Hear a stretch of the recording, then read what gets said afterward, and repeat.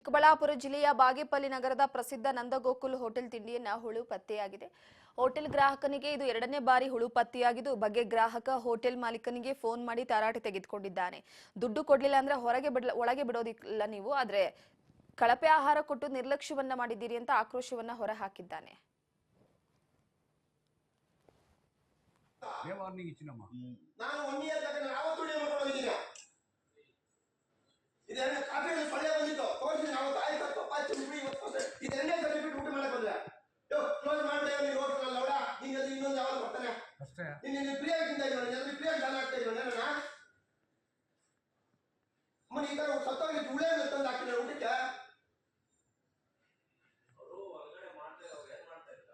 ಶಾಟ ತೆಡಿತಾ ಇರ್ತಾರೆ.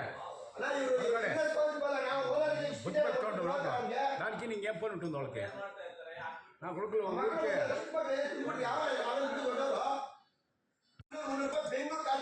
ರೆಸ್ಪಾನ್ಸಿಬಲ್ ಇಲ್ಲ ನಿಮ್ಗೆ. ಅದು ಏನು ಬೆಂಗಳೂರಿಗೆ ನಿಮ್ ಕಡಿಮೆ ತಲೆ ಮಾತಾಡ್ತಾ ಮುಚ್ಕೊಂಡು ಹೋಗಿ ತಿಂದು ಹೋದ ಇಲ್ಲ ನೀನು ಮುಚ್ಕೊಂಡು ಚೆನ್ನಾಗಿದೆ ಕೊಡೆ ಫುಡ್.